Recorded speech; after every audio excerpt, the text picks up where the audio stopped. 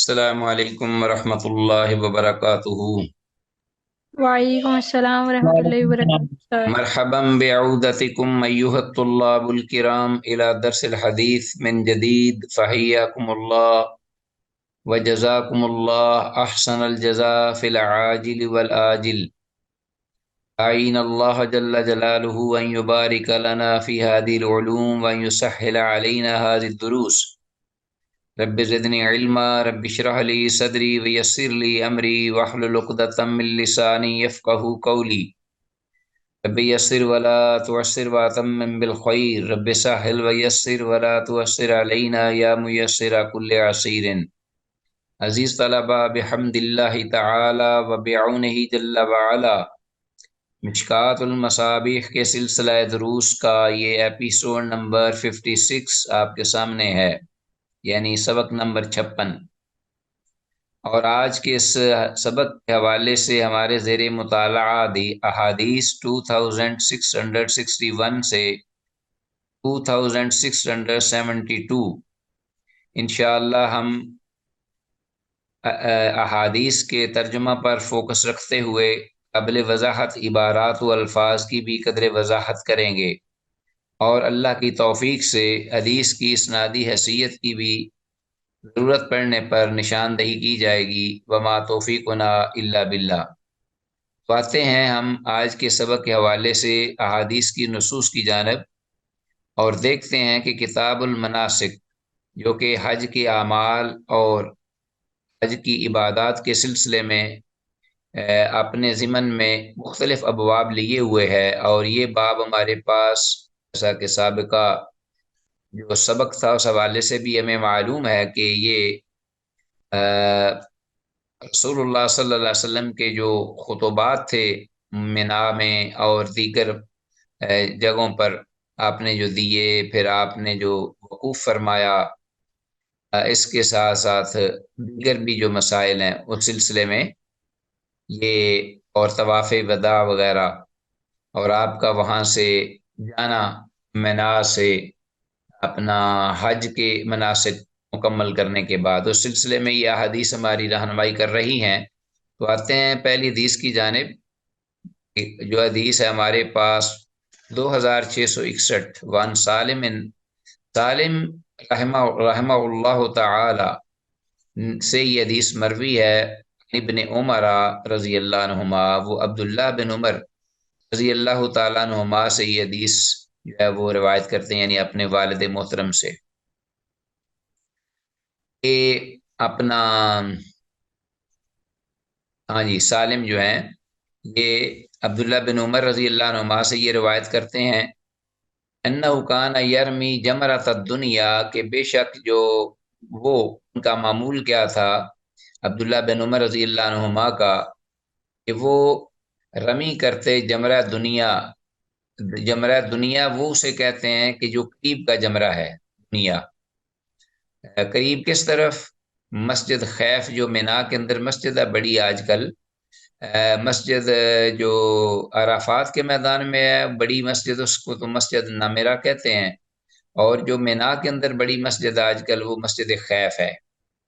یا مسجد خیف کے قریب آج کل جہاں مسجد خیف ہے وہاں وہ یہ جمرہ ہے، جمرہ دنیا، ٹھیک ہے جی۔ تو اس کو آپ رمی کرتے عبداللہ بن عمر رضی اللہ عنہما بسبع حصیات، 7 کنکریوں کے ساتھ، 7 کنکریوں کے ساتھ یعنی رمی کرتے، یکبر علی اثر کل حصات، وہ کبیر کہتے ہر کنکر کے پیچھے، یعنی ہر کنکر کے بعد جب مارتے تو اس وقت تکبیر بھی کہتے، اللہ اکبر، ٹھیک ہے جی۔ ثم یتقدم حتی یسہل، آگے کچھ بڑھتے،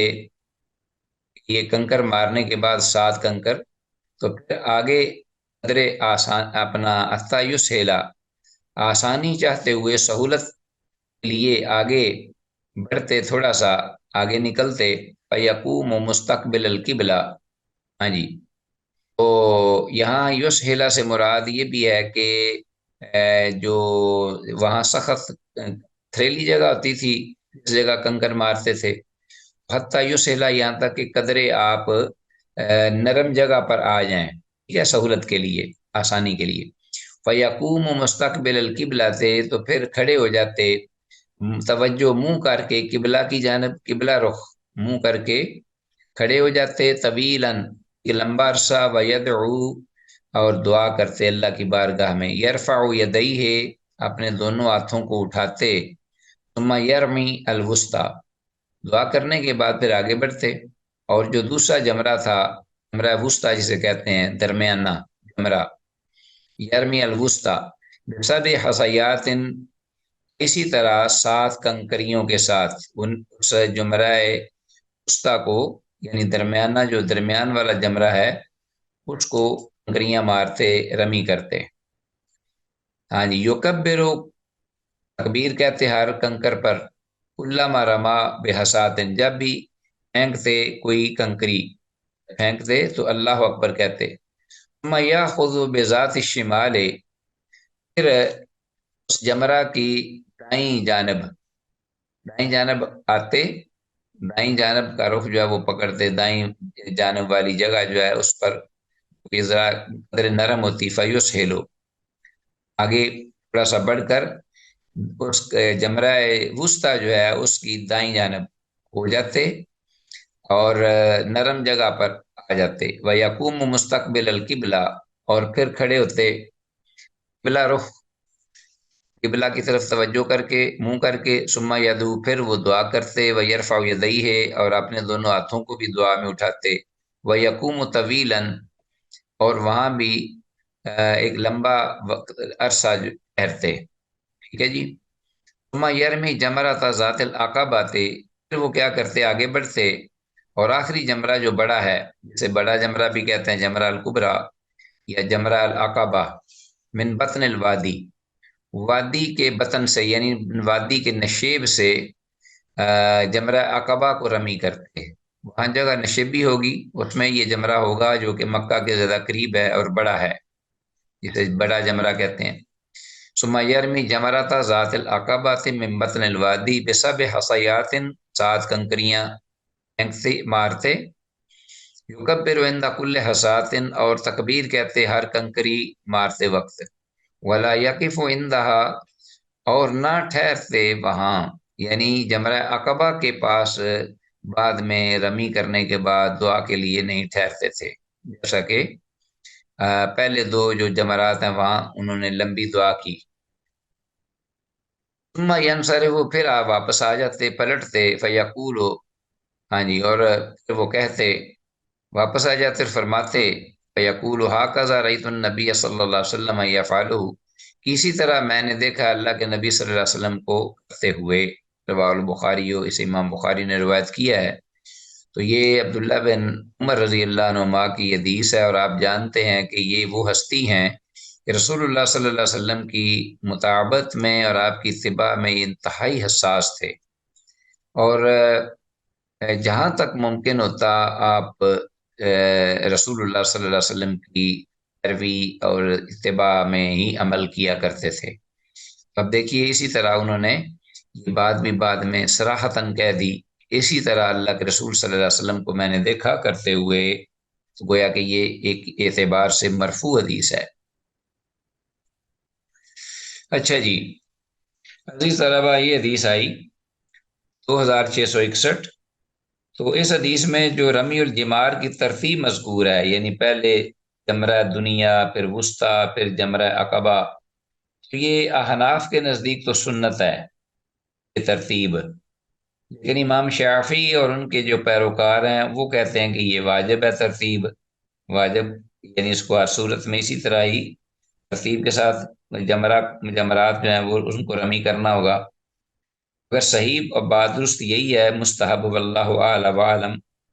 اللہ اعلم وعلم بالصواب، مستحب یہی چیز ہے کہ اس کی ترتیب کا لحاظ رکھا جائے، واجب نہیں،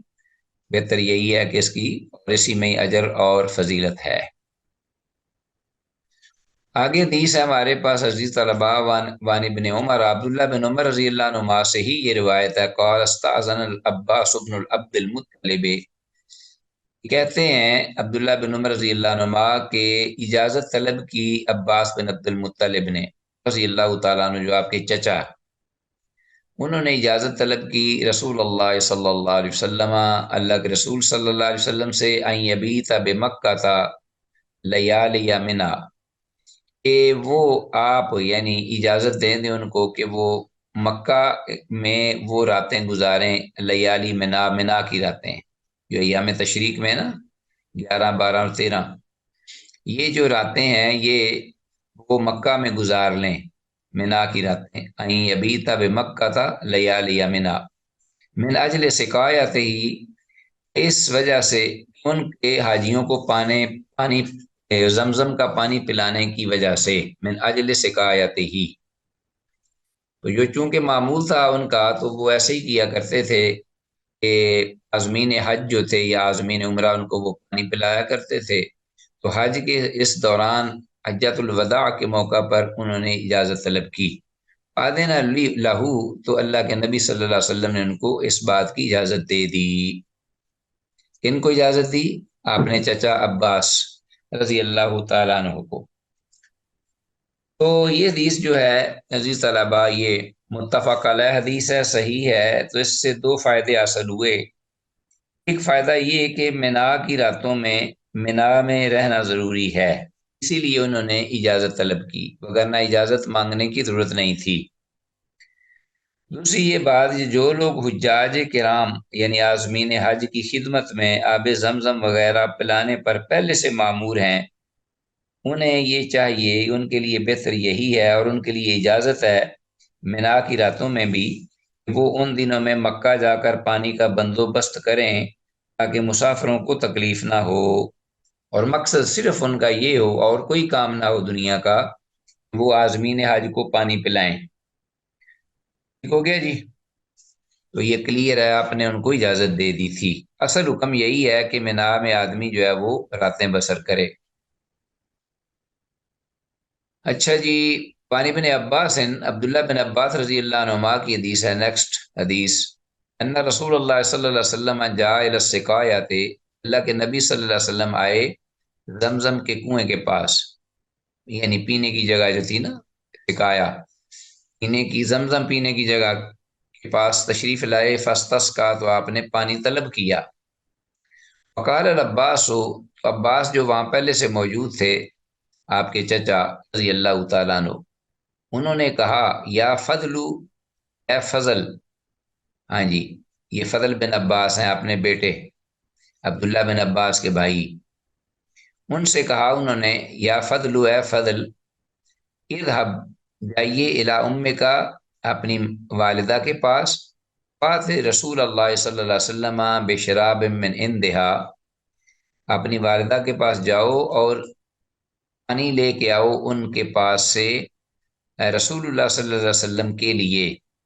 ان کے پاس سے پانی لے کر آؤ، یعنی انہوں نے پانی برتن میں سنبھال کر اور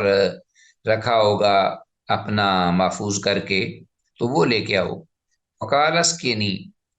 تو آپ صلی اللہ علیہ وسلم نے جب یہ سنا چچا سے یہ بات، اپنے چچا مشفق چچا سے، تو کہنے لگے، فرمایا، مجھے یہیں سے ہی پلاؤ۔ وقال یا رسول اللہ، تو اس پر انہوں نے کہا، اللہ کے رسول صلی اللہ علیہ وسلم، انہم یجعلون ایدیہم فیہ، کہ بے شک شان یہ ہے کہ یہ لوگ جو ہیں پانی پیتے وقت اپنے ہاتھوں کو اس پانی میں ڈبوتے ہیں اور پانی سے ہاتھوں کو دھوتے بھی ہیں، قال اسقنی، اس کے باوجود آپ نے فرمایا کہ مجھے یہیں سے پانی پلاؤ، شاربہ من ہو، تو آپ صلی اللہ علیہ وسلم نے وہاں جو پینے کی جگہ تھی وہیں سے ہی پانی پیا، شاربہ من ہو، ثم اتا زمزمہ، پھر آپ صلی اللہ علیہ وسلم جو ہیں وہ زمزم کنویں کے پاس آئے۔ ٹھیک ہے جی، یہ تو عام سبیلیں تھی پانی کی، وہیں سے ہی پانی کنویں سے لے کر وہ پلا رہے تھے، لیکن پھر آپ خود از خود زمزم پر تشریف لے آئے، یعنی زمزم کے کنویں پر، وہم یسقونا، اس حال میں کہ لوگ وہاں پانی پلا رہے تھے وہاں بھی، ویعملون فیہا، اور اس میں وہاں کام بھی کر رہے تھے، خوب محنت کر رہے تھے پانی پلانے کی خاطر۔ وقال اعملوا، وقال اعملوا فانکم علی عمل صالح، تو آپ نے جب یہ دیکھا ان کی محنت کو اور جذبے کو، تو فرمایا یہ معلوم فإنکم، کام کرتے جاؤ، کام کرتے رہو، بے شک تم علی عمل صالح، ایک نیکی کے عمل پر کار بند ہو، نیکی کا عمل ہے وہ سر انجام دے رہے ہو، کرتے جاؤ۔ ثم قال، پھر آپ نے فرمایا لولا ان تغلبوا، اگر اس بات کا خدشہ نہ ہوتا کہ تم پر غلبہ پا لیا جائے گا، لنزلت، تو میں ضرور اترتا، خود از خود میں اترتا، حتی عضا الحبل علی ہذہ، یہاں تک کہ میں رکھتا اس رسی کو، یعنی پانی نکالنے کی جو رسی ہے ڈول کے ساتھ بندھی ہوئی، علی ہذہ، اس پر، میں بھی اس کو رکھتا، اس رسی کو اپنے اس یعنی کندھے پر، وہ اشارہ الی عاتقہ، اور آپ نے اس کے ساتھ اشارہ فرمایا اپنے کندھے کی جانب۔ رواہ البخاری، اس امام بخاری نے روایت کیا، حدیث بالکل صحیح ہے، 2663۔ تو یہ حدیث کے الفاظ حتی اضع الحبل علی ہذہ و اشار الی عاتقہ سے یہ مفہوم نکلتا ہے، آخری عبارت جو حدیث کی، کہ نبی مکرم صلی اللہ علیہ وآلہ وسلم جو تھے، اللہ اکبر، کس قدر ان کے اندر تواضع تھی، اور کام اور محنت میں بالکل وہ نہ بچتے تھے نہ اسے جی چراتے تھے۔ سیدنا عباس رضی اللہ عنہ زمزم کی سبیل پر حاجیوں کو پانی پلایا کرتے تھے، آپ صلی اللہ علیہ وسلم نے ان کی تعریف کی اور فرمایا کہ پانی نکالنے میں بھی تمہارا میں شریک ہوتا، لیکن مجھے ڈر ہے کہ اگر میں یہ کام کروں گا تو مجھے دیکھ کر سب لوگ ہجوم کر آئیں گے، سب اکٹھے ہو جائیں گے اسی جگہ پر، تم کو پانی پلانا بھی مشکل ہو جائے گا۔ آپ نے مصلحت کی خاطر یہ کام نہیں کیا، وگرنہ آپ نے یہ چاہت رکھی کہ میں پانی پلاتا۔ سبحان اللہ، یہ تھا رسول اللہ صلی اللہ علیہ وسلم کا انداز، اتنا پیارا لگتا ہے، میں کہتا ہوں کہ آدمی جو ہے وہ قربان ہو جائے آپ پر۔ اور آج کے یہ بدبخت طاغوت جس طریقے سے یہ اپنا، میں کہتا ہوں کہ جو دیکھتا ہوں میں ان کو سٹیجوں پر بیٹھے ہوئے اور مسندوں پر متمکن، جس طرح اپنا وہ کوئی بادشاہ رونق زدہ انسان کو مغرور اور متکبر بیٹھا ہوتا ہے، اس طرح اپنی پوجا پاٹ کرواتے ہیں یہ لوگ، اور پھر ساتھ کہتے ہیں انقلاب مصطفی، اور رسول اللہ صلی اللہ علیہ وسلم کے انقلاب کے ہم دائی ہیں، ہم شیدائی ہیں، ہم عشق رکھتے ہیں ان کے ساتھ، ولیعذ باللہ۔ 2664 حدیث ہے، وان انس بن مالک، انس بن مالک رضی اللہ تعالیٰ عنہ سے یہ روایت مروی ہے، ان النبی صلی اللہ علیہ وسلم صلی الظہر والعصر والمغرب والعشاء، اللہ کے نبی صلی اللہ علیہ وسلم نے نماز ظہر ادا فرمائی، والعصر، اور عصر کی نماز ادا فرمائی، والمغرب، اور مغرب کی، والعشاء، اور عشاء کی۔ کتنی ہو گئیں؟ 1 2 3 4۔ ثم رقد رقدتن، پھر آپ تھوڑی دیر سوئے، رقدہ رقدتن، پھر آپ سوئے، آرام کیا آپ نے، بالمحسب، محسب وادی میں، محسب مقام پر، ثم راکب علی البیت، پھر آپ سوار ہوئے، سواری پر بیت اللہ شریف کی جانب جانے کے لیے۔ اچھا جی، فطاف بھی، تو پھر آپ نے طواف کیا، یہ اصل میں وداعی سفر ہے، الوداعی، یہ منا سے جب آپ آ رہے ہیں ایام تشریق بسر کرنے کے بعد، منا کی راتیں وہاں گزارنے کے بعد، جب آپ واپس مدینہ جانے کے لیے اللہ کے گھر میں آتے ہیں، ایک طرف مکہ آتے ہیں، پہلے طواف ودا کرتے ہیں، تو یہ اس دن کی بات ہے کہ آپ نے ظہر کی نماز پڑھی، عصر کی پڑھی، مغرب کی پڑھی، اور عشاء کی پڑھی، وہیں منا میں پھر آپ نے تھوڑی دیر آرام کیا، بالمحسب، محسب جگہ پر، ثم راکبہ، پھر آپ اپنی سواری پر تشریف لائے، بیت البیت، بیت اللہ کی جانب، فطاف بہی، تو آپ نے اس کا طواف کیا، رواه البخاری ہو، امام بخاری نے روایت کیا ہے، 2664 حدیث ہے۔ تو حدیث میں لفظ المحسب، جی، سے مراد پتھریلی جگہ ہے، اور یہاں وہ مقام مراد ہے جو منا کے متصل منا میدان کے ساتھ ہی تھا، یہ ملا ہوا، اور اسے بطحا اور خیف بنی کنانہ بھی کہتے تھے۔ آج بھی اس کا وہی نام ہوگا، بطحا اور خیف بنی کنانہ۔ یہاں آپ نے کچھ دیر لی آرام کیا، اور محسب مانا ہے پتھریلی جگہ، اس کو انڈر لائن کیجیے۔ اور فتح بئی سے مراد الوداعی طواف، جو کہ آپ نے جیسا کہ فرمایا کہ جب بھی کوئی حاجی اور عمرہ کرنے والا، یعنی حج کرنے والا جو ہے، عمرے کے لیے نہیں ہے بات، یہ خاص حج کے لیے، تو وہ جاتے ہوئے اس کا آخری وقت جو ہے وہ بیت اللہ کے پاس اثر ہونا چاہیے، یعنی آخری عہد اس کا بیت اللہ کا طواف ہونا چاہیے، پھر وہ اپنے ملک کو واپس لوٹے۔ اس کے بارے میں آگے آتی ہیں حدیث، اور خواتین کے بارے میں بھی ذکر آتا ہے اس کا۔ آگے ہے 2665 حدیث، وان عبد العزیز بن رفیع، عبد العزیز بن رفیع رحمہم اللہ یہ حدیث بیان کرتے، روایت کرتے ہیں، قال کہتے ہیں کہ سالت انس بن مالک، میں نے پوچھا انس بن مالک رضی اللہ عنہ سے، تو میں نے کہا اخبرنی بشیء، کہ مجھے ایسی چیز کی بابت بتائیے، مجھے کچھ بتائیے ایسی چیز عقلتہ من رسول اللہ، کہ آپ نے سمجھا ہو اس چیز کو رسول اللہ صلی اللہ علیہ وسلم سے معلوم کیا ہو۔ ٹھیک ہے جی۔ این صلی الظہر یوم الترویہ، کہ آپ صلی اللہ علیہ وسلم نے یوم الترویہ، ترویہ کے دن ظہر کی نماز جو ہے وہ کہاں پڑھی تھی؟ کون کہہ رہے ہیں،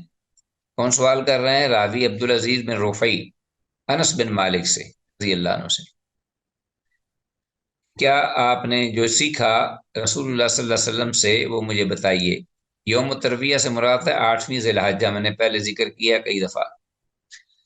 قال بمنا، تو انہوں نے آگے سے جواب دیا انس رضی اللہ عنہ نے کہ یہ آپ نے ظہر کی نماز منا میں پڑھی۔ قال فإن صلی اللہ علیہ وسلم یوم النفر، ہاں یوم النفر،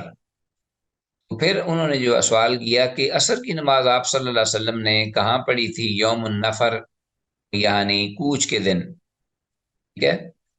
جب آپ منا سے نکلے اور آپ نے اپنا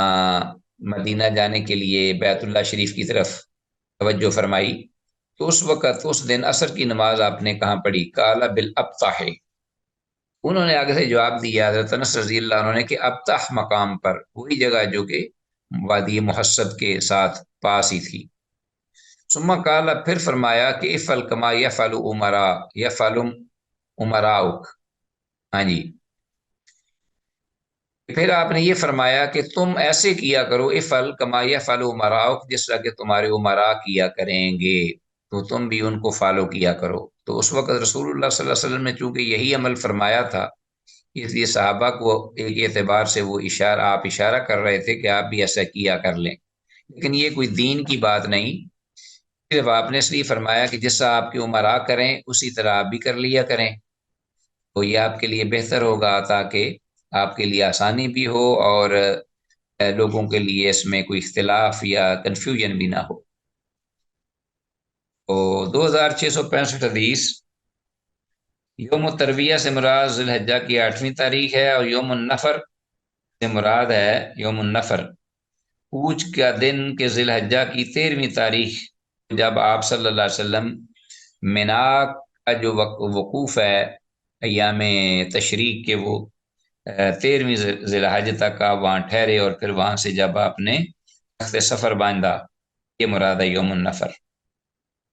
حدیث میں الفاظ نزول الابطح لیس بسنت، یہ آگے دوسری حدیث ہے 2۔ اب اس سے یہ معلوم ہو سکتا ہے کہ ایک بار لوگ یہ کہیں کہ یہ تو اب سنت طریقہ ہو گیا کہ نکلتے ہوئے ابطح وادی میں ہی عصر کی نماز پڑھی جائے، تو یہ سنت ہو گئی۔ تو یہ سنت تو ہے، لیکن ایسی سنت نہیں جیسا کہ اس حدیث میں آ گیا ہے، جیسا کہ انسان جو ہے وہ لازم پکڑے اور فرض اور واجب کی طرح ایسا ہی کرے، جو کر سکتا ہے وہ کرے۔ وعن عائشہ رضی اللہ عنہا قالت، عائشہ رضی اللہ عنہ کہتی ہیں کہ نزول الابطح لیس بسنت، ابطح مقام پر یوم النفر یعنی کوچ کے دن منا سے ابتح مقام پر عصر کی نماز پڑھنا یا وہاں اترنا لئی سب سنت نہیں، یہ سنت طریقہ ایک اعتبار سے، یعنی ایسی سنت نہیں جس کو ہم موقت کر دیں یا متعین کر دیں، لازم کر دیں۔ انما نادى له رسول اللہ صلی اللہ علیہ وسلم، ہاں اس میں کوئی شک نہیں کہ رسول اللہ صلی اللہ علیہ وسلم وہاں اترے، آپ نے پڑاؤ ڈالا وہاں کچھ دیر کے لیے، لأنه كان اسمح لخروجه اذا خرج، اس لیے کہ آپ نے یہ قیام یہ فرمایا اس لیے کہ آنا اسمح آپ کے لیے زیادہ آسان تھا، لخروجه آپ کے نکلنے کے لیے، اذا خرج جب آپ مدینہ کے لیے نکلے، تو مدینہ کے لیے جب آپ روانہ ہوئے تو اس وقت آپ کے لیے یہاں سے روانہ ہونا ایزی اور آسان تھا، کیونکہ آپ نے کچھ وہاں اپنا اسباب وغیرہ بھی رکھا چھوڑا، اور پھر آپ بیت اللہ شریف آئے اور وہیں سے پھر واپسی آپ نے رخت سفر باندھا مدینہ کی جانب۔ یہ ضروری نہیں کہ ہر آدمی اسی طرح ہی اپنا جو ہے شیڈیول بنائے اور وہ اپنے راستے کو دیکھے، آسانی کو دیکھے، اگر اتفاق سے ایسی جگہ پہ اس کو نکلنا پڑ جائے تو بڑی اچھی بات ہے۔ اچھا، تو نزول الابطح لیسا بسنہ کی وضاحت ہو گئی۔ نبی مکرم صلی اللہ علیہ وسلم کا وہاں اترنا اگرچہ اتفاقی تھا، مگر پھر بھی اترنا نہ اترنے سے بہتر تو ہے، اس میں کوئی شک نہیں، اور اگر نہ اترا جائے تو کوئی مذائقہ بھی نہیں۔ صحابہ خلفائے راشدین رضی اللہ عنہم وہاں اترتے رہے ہیں، لیکن وہ یہ سمجھ کے نہیں اترتے تھے کہ یہاں اگر نہ اترے تو ہمارے حج میں یا ہمارے عمرے میں کوئی کمی آ جائے گی، یا ہماری جو مناسک حج میں کوئی عبادات ہیں اس میں کوئی کمی آئے گی، یہ سمجھ کے نہیں، محض رسول اللہ صلی اللہ علیہ وسلم کی جو طریقہ تھا یا آپ کو آپ کی سنت سے پیار اور محبت کی بنا پر۔ آگے ہے حدیث 2667 وعنہا، عائشہ رضی اللہ عنہا سے ہی یہ روایت قالت کہتی ہیں، احرمت من التنعیم بعمرۃ، میں نے عمرے کا احرام باندھا تنعیم سے، تنعیم یعنی جیسے مسجد عائشہ بھی کہتے ہیں رضی اللہ عنہ۔ دخلت تو میں داخل ہوئی، ہاں جی ٹھیک ہے جی، کہاں داخل ہوئی؟ مکہ میں، یعنی وہاں سے عمرے کا تنعیم سے جب میں نے احرام باندھا، فدخلت تو میں مکہ داخل ہوئی، فقضیت عمرہ تھی تو میں نے اپنا عمرہ پورا ادا کر لیا، ٹھیک ہے جی۔ وانتظرنی رسول اللہ صلی اللہ علیہ وسلم، تو رسول اللہ صلی اللہ علیہ وسلم میرے منتظر تھے، یعنی انتظار کیا میرا رسول اللہ صلی اللہ علیہ وسلم نے بالابطح، ابطح مقام پر، وہی جگہ جہاں آپ نے پاؤ ڈالا، حتی فراغ تو یہاں تک کہ جب میں فارغ ہوئی یعنی عمرے وغیرہ سے اور وہاں واپس آ گئی، ٹھیک ہے جی۔ تو فامر الناس، تو آپ صلی اللہ علیہ وسلم نے بقیہ لوگوں کو بھی حکم دیا بالرحیل، وہاں سے رخت سفر باندھنے کا، یعنی کوچ کرنے کا، چلنے کا۔ خراجہ تو آپ نکلے، آپ وہاں سے نکلے جب، فمرہ بالبیت، تو آپ بیت اللہ شریف کے پاس سے گزرے، فطاف بہی، تو آپ نے اس کا طواف کیا، ٹھیک ہے جی۔ کب کیا؟ قبل صلاۃ صبح، صبح کی نماز سے پہلے، یعنی آپ رات کو آپ نے یہ سارا انتظام کیا ہوا تھا نکلنے کا، تو جب آپ صبح مکہ کے قریب کے پاس سے گزرے تو آپ نے جاتے ہوئے یہ کیا کیا کہ فجر کی نماز سے پہلے آپ نے طواف کر لیا بیت اللہ شریف کا۔ ثم خرج علی المدینہ، پھر اس کے بعد آپ مدینہ تشریف کی جانب روانہ ہوئے۔ هذا الحدیث ما وجدت بروایت الشیخین، تو صاحب مشکات المصابیح امام موصوف رحمہ اللہ یہ کہتے ہیں کہ اس حدیث کو میں نے شیخین یعنی بخاری اور مسلم کی روایت میں نہیں پایا، بلکہ روایت ابی داود، بلکہ میں نے سنن ابی داود کی روایت میں اس کو پایا ہے، ما اختلاف یسیر فی آخری، آخری الفاظ میں قدر اختلاف کے ساتھ۔ تو امام بخاری امام مسلم کی صحیحین میں تو اس کو میں نے نہیں پایا، اس روایت کے حوالے سے یہ حدیث نہیں پائی، بلکہ تھوڑے سے اختلاف کے ساتھ ابو داود کی روایت میں اس کو میں نے ضرور پایا ہے، ٹھیک ہے جی۔ تو یہ حدیث جو ہے 2667 حدیث صحیح ہے بالکل، اور حدیث میں الفاظ فامر الناس بالرحیل کا ترجمہ تو آپ صلی اللہ علیہ وسلم نے لوگوں کو کوچ کا حکم دیا۔ یہ ہم اس حدیث میں تھے 2667، یعنی 2667، اور اس کی وضاحت میں یہ جو بات ہم نے کہی تھی کہ حدیث میں الفاظ فامر الناس بالرحیل کا ترجمہ یہ ہے کہ وہ آپ صلی اللہ علیہ وسلم نے لوگوں کو کوچ کا حکم فرمایا۔ ٹھیک ہے جی، آگے آتے ہیں ہمارے پاس حدیث 2668۔ نیکسٹ حدیث ہے عبداللہ بن عباس، وعن ابن عباس رضی اللہ عنہما قال کان الناس ينصرفون من كل وجہ۔ عبداللہ بن عباس رضی اللہ عنہما سے یہ روایت مروی ہے، وہ کہتے ہیں کہ لوگ تھے، یعنی حجاج کرام، زائرین تھے، ینصرفون لوٹتے واپس، فی کل وجہ ہر جگہ سے یا ہر راستے سے۔ ٹھیک ہے جی، ینصرفون واپس لوٹتے، فی کل وجہ ہر جگہ یا راستے سے۔ فقال رسول اللہ صلی اللہ علیہ وسلم، تب اللہ کے رسول صلی اللہ علیہ وسلم نے فرمایا، لا ینفرن احدکم، کہ نہ واپس کوئی ہرگز لوٹے تم میں سے کوئی بھی شخص اپنے وطن یا گھر کی جانب یا شہر کی جانب، احدکم حتی یکون آخر عہدی بالبیت، یہاں تک کہ ہو اس کا آخری جو وقوف ہے یا آخری عمل وہ بیت اللہ شریف، بیت اللہ شریف کے ساتھ اس کا آخری عہد ہو۔ کیا مطلب کہ جاتے ہوئے، جانے سے پہلے آخری عمل اس کا جو ہے وہ کیا ہو، بیت اللہ شریف کا طواف، جسے طواف وداع کہتے ہیں۔ الا انہ خفف عن الحائض، مگر یہ کہ بے شک شان یہ ہے کہ یہ جو الوداعی طواف ہے، طواف الوداع، یہ حائضہ یا نفاس والی عورت بھی اس میں شامل کر لیجئے۔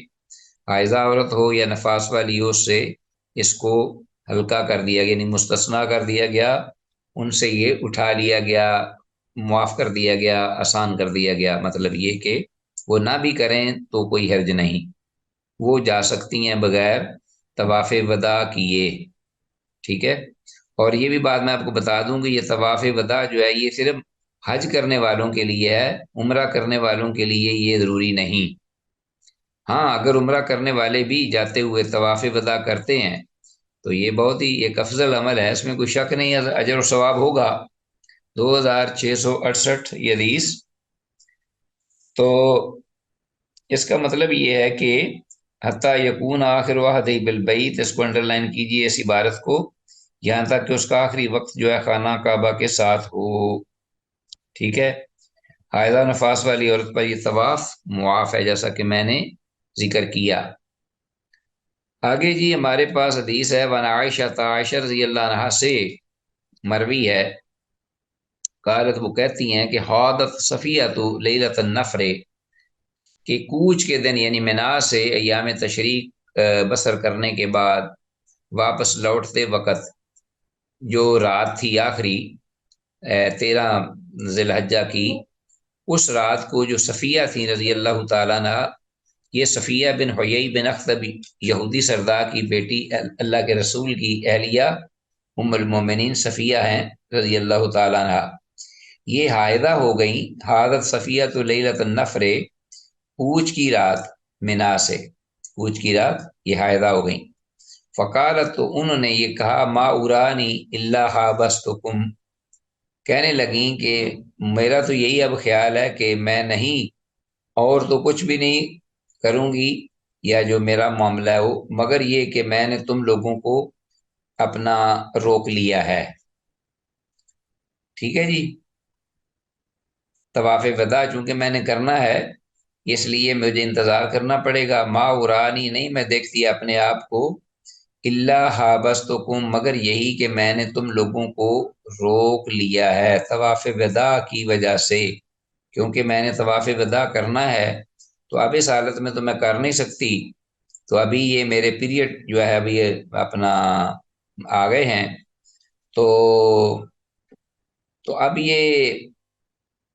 جب ختم ہوں گے تو ظاہر ہے تبھی میں طواف کر سکوں گی، اور اس وقت تو بھی، اس وقت تک میں نے روک لیا، یعنی تم میرے لیے رکے رہو گے۔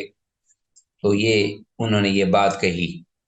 قال النبی صلی اللہ علیہ وسلم، اللہ کے نبی صلی اللہ علیہ وسلم نے یہ سنا ان سے یہ، تو کہنے لگے اقرا حلقہ، ہاں جی اقرا حلقہ، انہوں نے یہ آگے سے یہ بات فرمائی۔ یہ محاورہ ہے، جیسا کہ ہم آگے سے ناک منہ چڑھا کر کوئی بات نہ پسند ہو تو کوئی نہ کوئی لفظ بول دیتے ہیں، سر منڈی، بے اولاد، سر منڈی، یا حلق میں بیماری والی، اقرا حلقہ، اقرا کا معنی یعنی اقرا بے اولاد، جسے کہتے ہیں نا کہ دم کٹی، سر منڈی، اقرا حلقہ، یا کہ حلق میں کوئی بیماری آ جائے۔ تو اس طرح کر کے آپ نے، یہ ایک محبت کی بات تھی آپ کی کہ آپ نے یہ اس قسم کے الفاظ فرمائے۔ اطافت یوم النحری، ہاں جی، تو آپ صلی اللہ علیہ وسلم نے جب یہ بات فرمائی تو فرمایا کہ کیا تو نے اطافت طواف کیا یوم النحر، قربانی کے دن طواف کر لیا تھا؟ مراد کون سا طواف ہے؟ یہ حج کا طواف، طواف افادہ، طواف زیارت جسے کہتے ہیں۔ اطافت یوم النحر، کیا انہوں نے کیا تھا، یعنی صفیہ نے یہ طواف افاضہ تو کر لیا ہے نا؟ ٹیلا کہا گیا نام، ہاں، کالا، تو پھر آپ نے فرمایا فن فری، تو تم آپ جا سکتی ہو مدینہ، یعنی تم پھر چلو، کوچ کرو، کوچ کے ساتھ، تو نہیں تمہیں رکنے کی ضرورت نہیں ہے، اس لیے کہ یہ حائضہ یا نفاس والی خاتون پر یہ طواف وداع جو ہے یہ معاف ہے، اٹھا لیا گیا ہے۔ متفق علیہ، متفق علیہ، یہ حدیث بالکل صحیح ہے اور صحت کی پیک پر ہے یہ حدیث۔ اچھا جی، تو حدیث میں مذکور الفاظ اقرا حلقہ، ان کو آپ انڈر لائن کیجئے۔ عرب کے محاورے کے مطابق بے اولاد، سرمنڈی یا حلق میں بیماری والی خاتون، طواف فاضہ کے بعد اب اس کی ضرورت نہیں، آپ صلی اللہ علیہ وسلم نے یہ بات فرما دی۔ حدیث کا یہ مفہوم ہے۔ آگے جی ہمارے پاس حدیث 2670، یہ تیسری فصل ہے اس کی کتاب المناسک کے حوالے سے، اور اس میں جو باب ہے وہ باب ہے رسول اللہ صلی اللہ علیہ وسلم کے خطبہ دینے اور آپ کے رمی جمار کرنے، اور اسی طرح ایام تشریق کے بعد وہاں سے جو آپ کا کوچ فرمانا تھا، رخت سفر باندھنا تھا مکہ سے مدینہ کی جانب، اس کے بارے میں یہ حدیث ہیں۔ الفصل الثانی، دوسری فصل آ گئی ہے۔ عن عمرو بن الاحوص، عمر بن احوص رضی اللہ تعالیٰ عنہ سے یہ روایت مروی ہے، قال، کہتے ہیں، سمعت رسول اللہ صلی اللہ علیہ وسلم یقول فی حجۃ الوداع،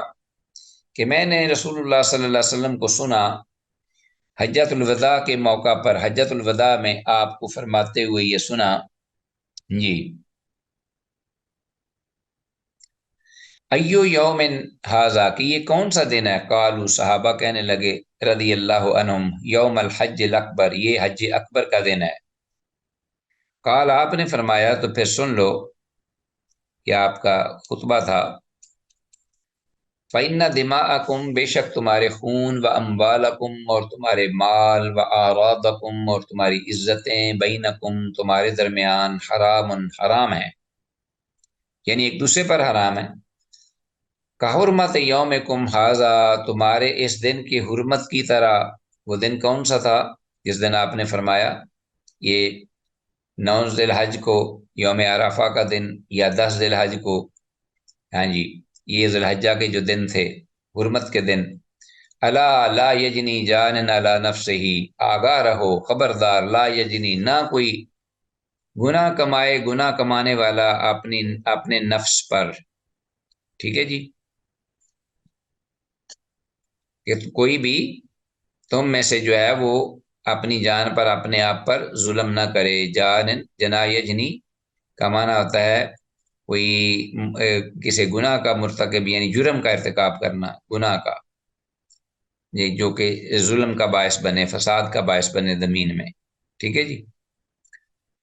اچھا جی، الا لا یجنی جان علی والدہ، آگاہ رہو کہ نہ کوئی ظلم کرے، ظلم کرنے والا، علی والدہ، اپنے اولاد پر، ٹھیک ہے جی۔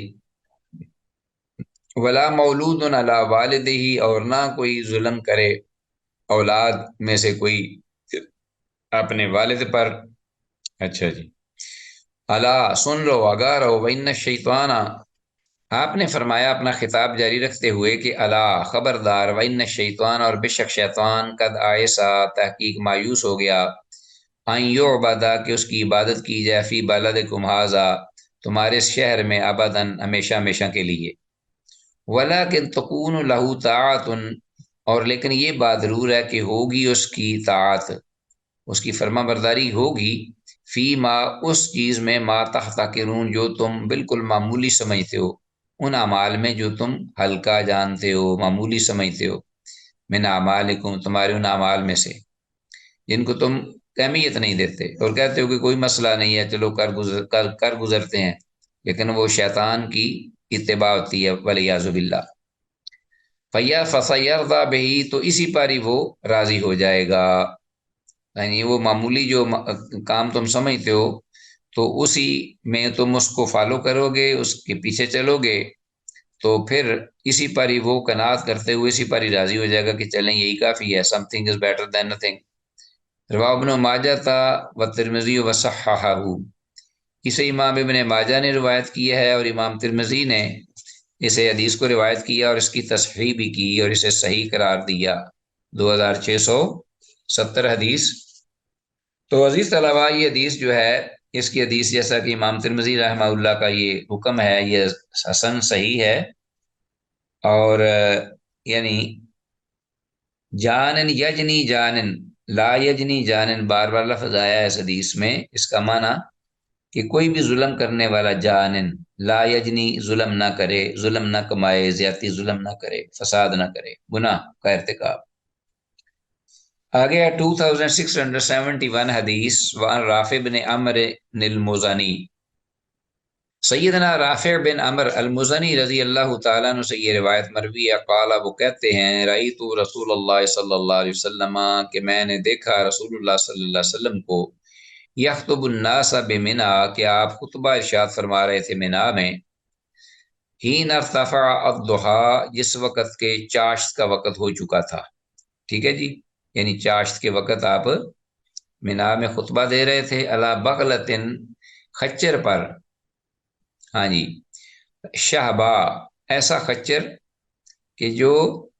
رنگ اس کا سیاہی مائل لیکن اصل سفید تھا، اصل سفید تھا، اور شہبا لیکن سیاہی مائل، کچھ قطرے سیاہی بھی تھی اس پر، اس کی سکن پر، چھال کھال پر، اصل رنگ جو ہے زیادہ تر جو ہے وہ سفید تھا۔ وعلی یعبر عنہ، جب کہ علی رضی اللہ تعالیٰ عنہ جو تھے وہ یعبر عنہ، آپ سے تعبیر کر رہے تھے، یا کہ مطلب کہ آپ کی جو بات ہے وہ لوگوں تک کنوے کر رہے تھے، پہنچا رہے تھے۔ والناس بین قائم وقائد، تو لوگ جو تھے آپ صلی اللہ علیہ وسلم کا یہ خطبہ جو سن رہے تھے بڑے غور اور توجہ سے، وہ کچھ تو کھڑے تھے اور کچھ بیٹھے ہوئے، بین قائم وقائد۔ رواہ ابو داود، اس حدیث کو امام ابو داود نے روایت کیا ہے اپنی سنن ابی داود میں 2671۔ اس حدیث کی سند بھی صحیح ہے، اور حدیث کے الفاظ، حین ارتفع الضحیٰ کا مطلب یہ انڈر لائن کیجئے، جب چاشت کا وقت ہوا۔ اچھا جی، معلوم ہوتا ہے کہ دور کے، اس حدیث سے یہ بھی معلوم ہوا فوائد میں سے ایک فائدہ، کہ دور کے لوگوں کو آواز پہنچانے کے لیے مکبر کی خدمات یعنی خدمات لی جا سکتی ہیں، خاص طور پر نماز کے وقت جب آدمی نماز باہر پڑھے اور لاؤڈ سپیکر وغیرہ میسر نہ ہو، ٹھیک ہے جی، تو یہ جائز ہے، جیسے حضرت علی رضی اللہ تعالیٰ عنہ یہ بات کر رہے تھے، یہ کام کر رہے تھے۔ وعن عائشہ وابن عباس، نیکسٹ حدیث ہے 2672، سیدہ عائشہ رضی اللہ تعالیٰ عنہ اور عبداللہ بن عباس رضی اللہ عنہما، یہ دونوں راوی ہیں اس حدیث کے، ان رسول اللہ صلی اللہ علیہ وسلم کے اخر طواف الزیارتی، کہ بے شک رسول کریم صلی اللہ علیہ وسلم نے طواف زیارت کو مؤخر کر دیا تھا، طواف الزیارہ، یوم النحر، قربانی کے دن، الی اللیل، رات تک، تو رواہ ترمذی و ابو داود و ابن ماجہ، اسے امام ترمذی، امام ابو داود، امام ابن ماجہ رحمہ اللہ سب نے اپنی اپنی کتب حدیث میں اس حدیث کو روایت کیا ہے۔ جی آپ کے دن میں کوئی بات آنی چاہیے فوراً، عزیز طلبہ سن رہے ہیں؟ جی شیخ سن رہے ہیں۔ کیا بات آنی چاہیے حدیث پڑھ کر آپ کے ذہن میں؟ کچھ نہ کچھ، میں تو انتظار میں ہوں۔ جی سر، طواف زیارت جو ہے وہ تو یوم نہر کے وقت آیا ہے نا، تو یہ طواف جو ودا ہونا چاہیے تھا، طواف افاضہ سوری ہونا چاہیے تھا۔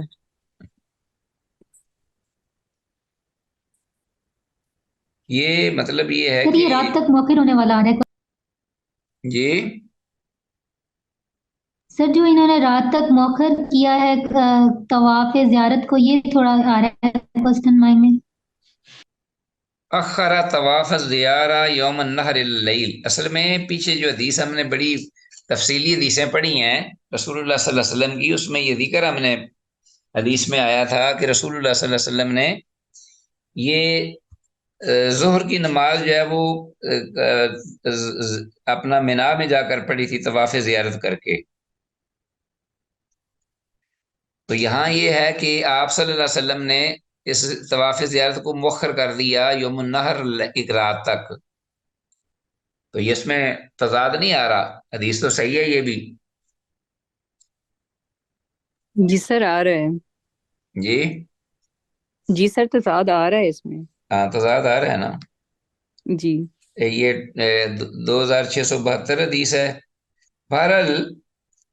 حدیث کے بارے میں اہل علم نے اختلاف کیا ہے۔ بعض اہل علم کہتے ہیں، اہل تحقیق یہ صحیح ہے، لیکن بعض اہل تحقیق کا یہ کہنا ہے کہ یہ ضعیف ہے، اس لیے کہ سند میں ابو زبیر مدلس اور عنان ہے۔ ابو زبیر مدلس اور عنان ہے تو یہ بہرحال تو بات ہوئی، لیکن جو کہتے ہیں یہ صحیح ہے تو یہ تضاد تو خاصا بڑا ہے۔ تو جو صحیح بات اس کی نا، جب ایسا معاملہ ہو، جب تعارض ہو جائے دو صحیح حدیثوں میں، تو پھر ان کو تطبیق دیتے ہیں، جمع کرتے ہیں۔ تو تطبیق کی بعض لوگوں نے یہ کوشش کی ہے دینے کی، بعض اہل علم نے، وہ کہتے ہیں کہ یہاں رسول اللہ صلی اللہ علیہ وسلم نے اپنا طواف زیارت جو ہے وہ تو آپ نے خود ظہر کے وقت کر لیا تھا، ظہر کی نماز آپ نے مینا میں پڑھی تھی، لیکن یہاں جو ہے ذکر اس سے مراد آپ کا اپنا طواف نہیں بلکہ اخرا طواف زیارتی یوم النحر الی اللیل سے مراد ہے کہ آپ نے دیگر لوگوں کو اس کی اجازت دی مؤخر کرنے کی۔ تو گویا کہ آپ نے جو نسبت آپ کی طرف ہے، تو آپ کا یہ عمل جو تھا آپ کے لیے بھی یہ اجازت تھی، لیکن آپ نے خود تو نہیں کیا، لیکن لوگوں کو آپ نے یہ کہہ دیا کہ جو لوگ رات تک اس کو مؤخر کرنا چاہتے ہیں یا جن کے کو گنجائش نہیں ہے پہلے کرنے کی، تو وہ رات تک اس کو مؤخر کر سکتے ہیں۔ تو یہ انہوں نے توجیہ پیش کی ہے، واللہ اعلم عالم بالصواب، اور یہ زیادہ صحیح لگتی ہے کہ مراد یہ ہے کہ طواف زیارت کی آپ نے لوگوں کو مؤخر کرنے کی اجازت برحمت فرمائی، جبکہ آپ نے اپنا جو طواف تھا وہ اسی وقت ہی کیا۔ واللہ اعلم عالم بالصواب۔ تو اس کے ساتھ ہی آج کا ہمارا یہ جو درس ہے بفضل اللہ تعالی اختتام پذیر ہوا، اس دعا کے ساتھ کہ جو کچھ کہا سنا ہے اس پر اللہ سمجھ کر ہمیں توفیق دے، استقامت بخشے۔ ھذا ما عندی واللہ اعلی وعلم بالصواب، وإلی سر طواف اللقاء۔ زیارت جو ہے یہ کون سا طواف ہوتا ہے؟ یہ طواف افاضہ ہوتا ہے، طواف ودا ہوتا طواف افادہ جسے حج کا ہے؟ جی رکن سر، کہتے ہیں۔ جی جی ٹھیک ہے۔ ہاں جی، وہ صرف طواف وداع ہی ہوتا ہے، اس کا اور کوئی نام نہیں۔ ٹھیک ہے جی، جی سر ٹھیک ہے۔ چلو جی، اللہ حافظ۔